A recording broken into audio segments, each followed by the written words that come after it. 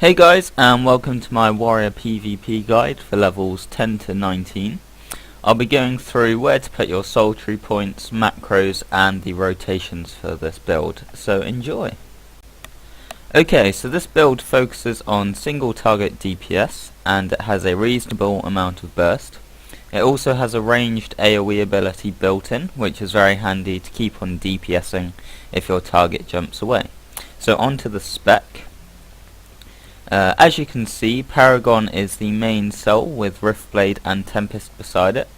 Now the points that I have put into the souls are only possible if you're level 19, so if you're a lower level, don't worry, just place the points in the same places as you level up. Remember that this guide is for levels 10 to 19, so as long as you're level 10, just start putting points into the same places that I have and you'll be fine.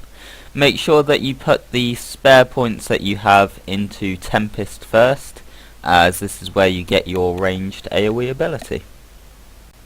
And now onto the abilities and macros. So the first two abilities on your bar will be macros, which I'll go over in a moment. The third ability is Thread the Trees, which is your charge or jump if you prefer to call it that. This is a great ability as it does damage and also roots the enemy for 1.5 seconds once you get to there. My fourth ability on my bar is Break Free. This is an ascended power, so everyone should have it. I then have Wrist Strike to disarm the enemy, meaning they won't be able to use abilities, and then Flinching Strike to interrupt them, especially if they're casting a big long cooldown, such as mages when they cast Fireball. It has quite a long charge time, so you can just interrupt them right at the end, so it's a very good ability. Now, as I said, I've built two macros for this, a builder and a finisher. So the builder will build up your attack points and then the finisher will use those attack points. So in the builder we have Rising Waterfall as the first ability. Now this is a follow-up attack, so it can only be used when an ability has been used before it, such as Swift Strike, which is the next ability, which is just a simple ability which deals weapon damage. Plus the normal damage that it would deal.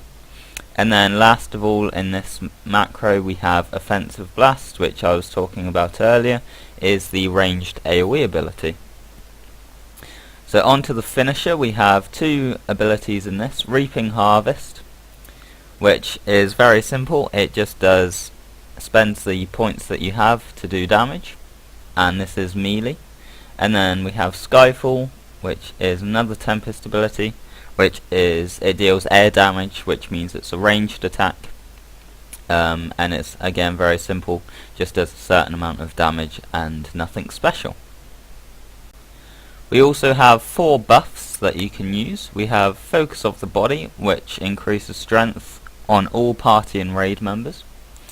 Way of the River, which increases physical crit, which is very nice. Stormblade, which will make you deal extra damage occasionally, and Enhanced Conductivity, which means for 15 seconds after a successful hit you'll deal more damage to your target.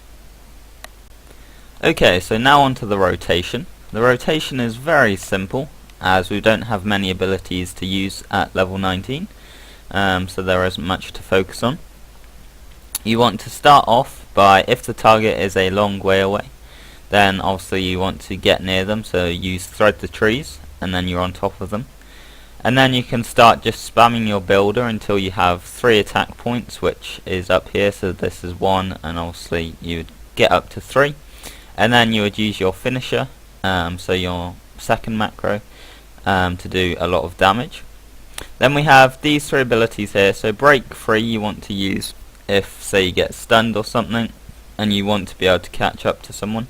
So just sort of use that if you get stunned or any sort of AoE control on you. You want to use this, you want to use your Debilitate quite often as possible really, to stop them dealing damage to you or to stop them healing. This is very useful to use on healers because it stops them for healing for quite a long time. And then you want to use your Interrupt, especially on the target that you are attacking. If it's a mage or something and they're using big cooldowns on you, you want to be able to interrupt that shit so that you don't suddenly die. So the rotation is very easy. Jump onto them, spam your builder, and then spam your finisher just to kill them off. And that sums it up for today's guide. Hopefully you enjoyed it, and hopefully this will help you with your warrior PvPing. Please let me know if there is anything that you would like me to do in the future, such as other warrior guides or rogue, mage or cleric, and I'll sure try and get onto it as soon as I can. I'm going to be making a ton of videos once 3.0 comes out. Remember, that comes out in just over a week now, so be sure to look out for my videos. But in the meantime, have a nice day, and hopefully see you next time.